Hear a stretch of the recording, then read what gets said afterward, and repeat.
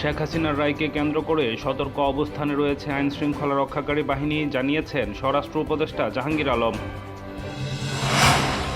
নির্বাচনে ব্যাঘাত ঘটানোর মতো কোনো শক্তি আওয়ামী লীগের নেই বলে জানিয়েছেন প্রধান উপদেষ্টার প্রেস সচিব শফিকুল আলম। যারা একসময় মজলুম ছিল তারা এখন জালিম হচ্ছে বলে মন্তব্য করেছেন অন্তর্বর্তীকালীন সরকারের তথ্য উপদেষ্টা মাহফুজ আলম।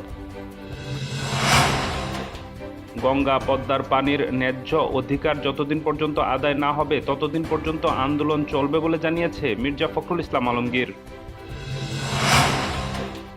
ডেঙ্গুতে আক্রান্ত হয়ে গত 24 ঘন্টায় আরও 5 জনের মৃত্যু। একই সময় সারা দেশে 792 জন হাসপাতালে ভর্তি।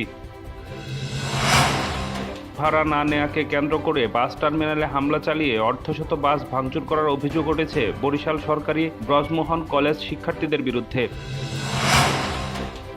লক্ষ্মীপুরে আবুল কালাম জহির নামের এক বিএনপি নেতাকে কুপিয়ে হত্যা করেছে দুর্বৃত্তরা। রাত 8:30টার দিকে এই ঘটনা ঘটে।